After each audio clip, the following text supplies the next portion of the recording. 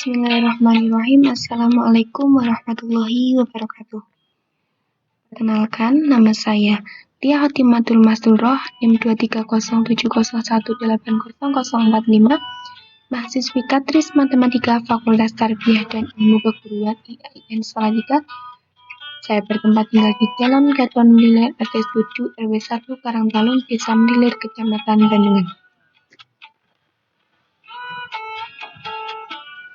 Sebelumnya, akan saya jelaskan terlebih dahulu mengenai apa yang menjadi dasar dibuatnya video ini. Yang pertama, tugas UTS. Tujuan awal dari pembuatan video ini ialah untuk memenuhi tugas guna pengambilan nilai UTS mata kuliah Psikologi Pendidikan. Yang kedua, berdasar pada pemahaman materi, di mana materi video dibuat berdasarkan pada materi yang dikuasai di luar dari materi kelompok sendiri. Dasar yang ketiga, mengenai isi materi. Materi pada video ini merupakan materi yang telah disampaikan sebelumnya oleh kelompok 1 dengan judul Psikologi Pendidikan. Nah, dari segi isi materi yang telah disampaikan, materi ini merupakan materi dasar dalam mengenal psikologi pendidikan. Dasar yang keempat, berdasar pada poin materi, di mana pada poin materi yang telah disampaikan kelompok 1 ini sangat mudah untuk dipahami, dimengerti, maupun diingat kembali. Jadi pada video ini nantinya akan berisi penjelasan mengenai apa yang saya pahami dari psikologi pendidikan dengan berbekal pada materi psikologi pendidikan yang telah disampaikan oleh kelompok 1.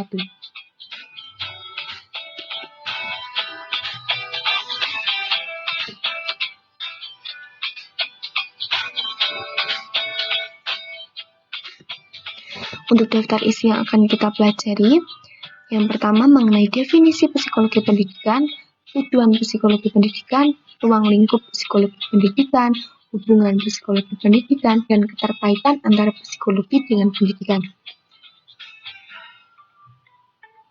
Oke, kita masuk ke definisi psikologi pendidikan. Apa sih psikologi pendidikan itu?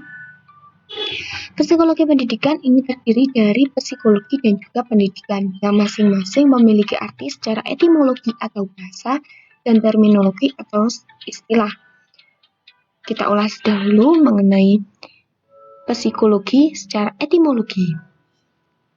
Psikologi dalam bahasa Inggris atau psikologi berasal dari dua kata Yunani, yaitu psyche yang diartikan sebagai roh, jiwa atau daya hidup, dan logis yang diartikan sebagai ilmu.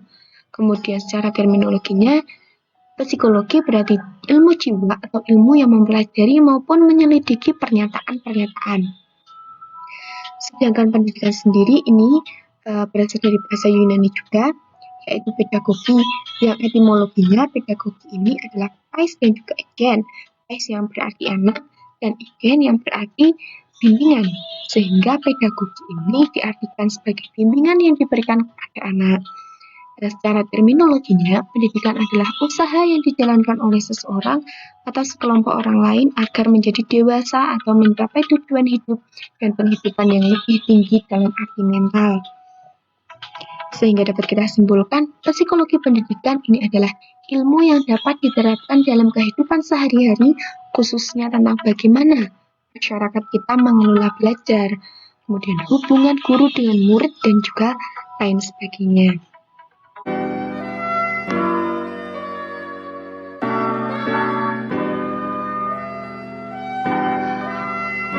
Yang selanjutnya kita masuk ke dalam tujuan dari psikologi pendidikan, yang mana psikologi pendidikan yang membahas mengenai siswa dengan berbagai karakteristiknya dalam belajar, juga guru dalam mengajar.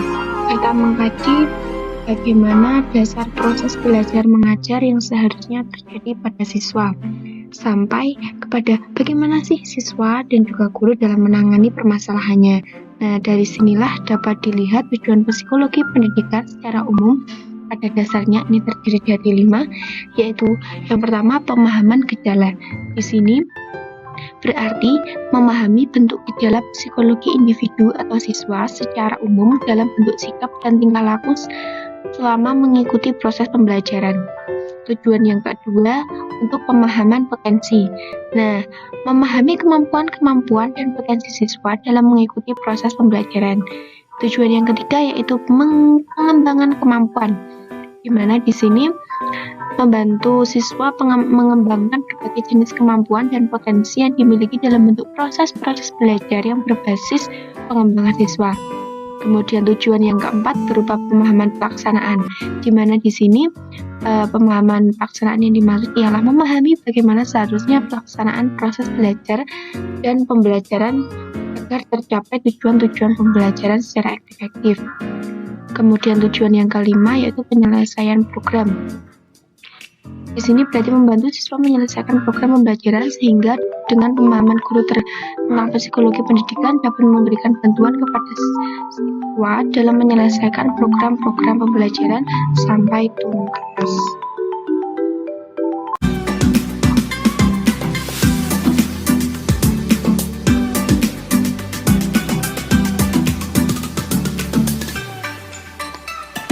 Ruang lingkup psikologi pendidikan.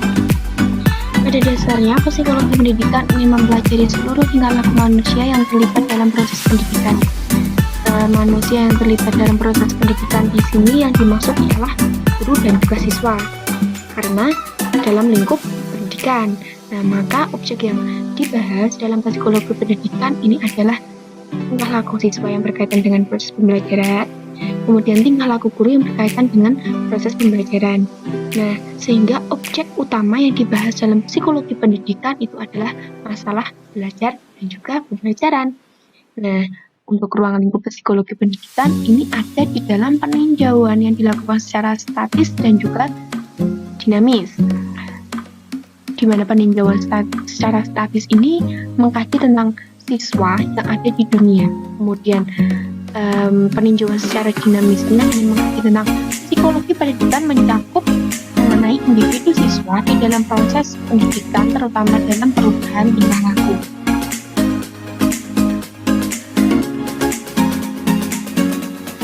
Lanjut masuk pada hubungan psikologi dan ilmu pendidikan.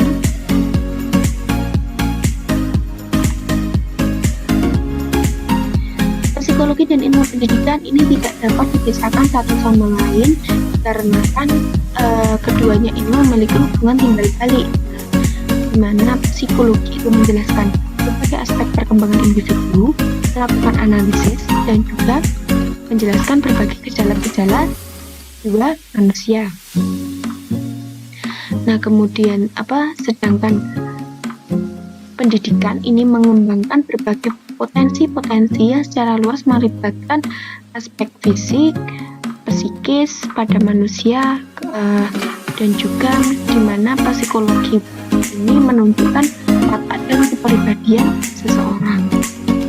Karena begitu eratnya tugas antara psikologi dan ilmu pendidikan, ini menunjukkan bahwa psikologi dan juga pendidikan ini merupakan satu hubungan yang sangat penting dalam konteks pertumbuhan dan perkembangan manusia. Psikologi pendidikan itu sebagai subdisiplin ilmu psikologi yang berkaitan dengan teori dan juga masalah mengenai kependidikan. Dalam pendidikan, pemahaman terhadap karakter seseorang ini sebagai faktor utama. Nah, oleh sebab itu, ilmu psikologi menjadi pelengkap dalam ilmu pendidikan.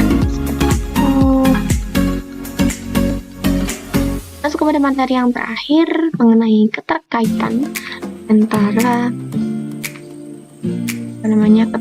antara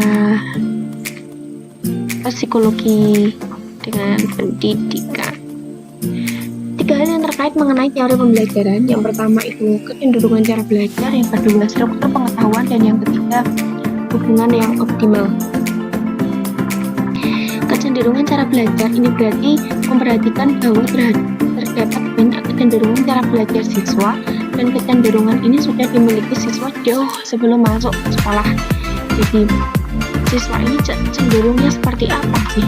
Siswa ini bagaimana sih seperti itu?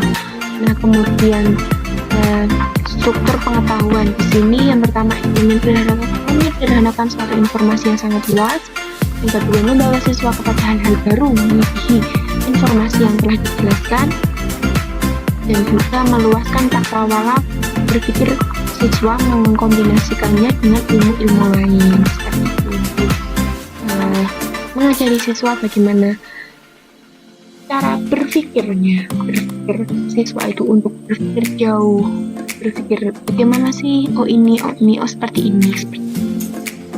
Kemudian yang ketiga, hubungan yang optimal, di mana seorang guru itu harus mampu mencari hubungan yang mudah tentang sesuatu yang akan diajarkan agar murid lebih mudah menangkap informasi tersebut. Seperti itu. Alhamdulillahirrahmanirrahim.